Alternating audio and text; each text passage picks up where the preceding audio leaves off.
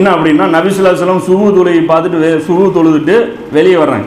வந்துட்டு இந்த கனவுகளை பற்றி விளக்கம் கேட்பாங்க இல்லையா, அந்த நேரத்தில் கேட்குறாங்க, இன்றைக்கி யாராவது ஒரு கனவு பார்த்தீங்களா அப்படிங்கிறாங்க. அப்போ ரசூலுல்லாஹ் சொல்கிறான், ஒரு நபித்தோழர் சொல்கிறாரு, நான் பார்த்தேன் வானத்துலேருந்து ஒரு தராசு வந்துச்சு.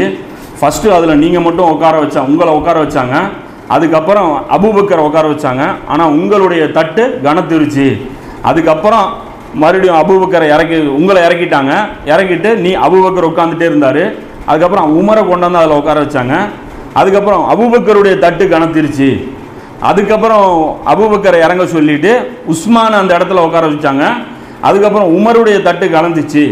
அதுக்கப்புறம் 2 பேரையுமே இறங்க சொல்லி அந்த தராசு மேலே போயிருச்சு அப்படின்னு சொல்லி ரசூல்லாட்ட சொல்கிறாங்க. சொன்ன உடனே ரசூல்லா இந்த கனவு சொன்ன உடனே ரசூல்லாவுடைய மூஞ்சி அப்படியே கருப்பாயிட்டு சொல்கிறாங்க, கிலாஃபத்து என்னுடைய கிலாஃபத்து 30 வருஷம் மட்டுமே இருக்கும், இதுக்கப்புறம் மன்னராட்சி வந்துடும் அப்படிங்கிறாங்க. ஏன் இந்த இடத்துல அலியுடைய அந்த ஆட்சியை ஏன் இங்கே கம்பேர் பண்ணல அப்படின்னா, அது கம்பேரே பண்ண முடியாது. ஏன்னா சூழ்நிலைகள் அந்த மாதிரி. என்ன ஒரு வெற்றியும் நடக்கலை. இருக்கிற நிலைமையை சாதித் பண்ணுறதுக்கே அவருக்கு மிக கடினமான ஒரு சூழ்நிலையில் அவர் ஆட்சி பண்ணுறாரு.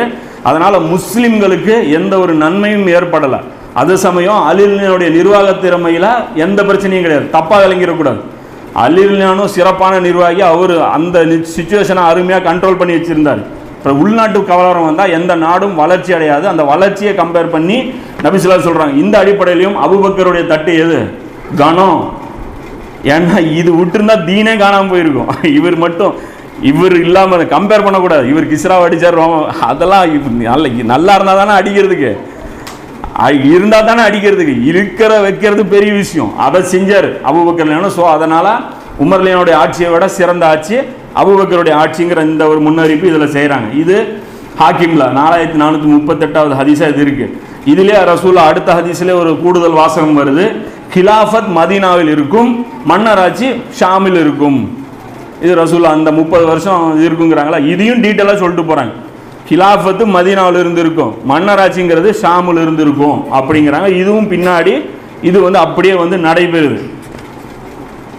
இதில் இன்னொரு அபூபக்கர் உமர் இவங்க தேர்ந்தெடுத்தாங்கல்ல, 2 பேர் மட்டுமே போய் ஆட்சியாளர் தேர்ந்தெடுத்தாங்கல்ல, அதுக்கு தகுதி இவங்களுக்கு இருக்குங்கிறதுக்கு இன்னொரு முக்கியமான ஹதீஸும் நான் சொல்கிறேன். என்ன அப்படின்னா, இது ஹாக்கிம்லே தான் 4448வது ஹதீஸாக வருது. ஹுதைஃபத்துல் யமான் ரலியல்லாஹு அவங்க ரசூலாட்ட கேட்குறாங்க, அல்லாஹ்வுடைய தூதரை, என்ன நபித்தோழர்கள் எல்லாரையுமே எல்லா பகுதிகளுக்கும் நீங்கள் ஆளுநராக அனுப்புகிறீங்க, வெளியே வேலையை கொடுத்து நீங்கள் அனுப்புகிறீங்க, இந்த அபூபக்கர் உமரை மட்டும் நீங்கள் எந்த வேலையுமே கொடுத்து அனுப்பாமலே இருக்கீங்களே அப்படின்னு சொல்லும்போது ரசூலா சொல்கிறாங்க, அவங்க என்னுடைய கண்ணு மற்றும் காது அப்படிங்கிறாங்க. அவங்க 2 பேரும் எனக்கு கண்ணு மற்றும் காது மாதிரி, அவங்கள எப்படி நான் வெளியே அனுப்புவேன் அப்படிங்கிறாங்க. அப்போ வெளியே அனுப்பலை அப்படிங்கிறதுனால வெளியே போகாத ஆள் என்ன கிடையாது, சாதாரணமாக நம்ம எடை போடக்கூடாது. வெளியே போகலைன்னா அந்தளவுக்கு முக்கியம்னு அர்த்தம். பின்னாடி அலியுல்லாஹ்வை பார்த்தீங்க அப்படின்னா எந்த ஒரு பகுதிக்கும் கவர்னராக யாருமே நியமிக்க மாட்டாங்க. அபூபக்கரும் நியமிக்கலை, உமர்லியானும் நியமிக்கலை, உஸ்மான்லியானும் நியமிக்கலை.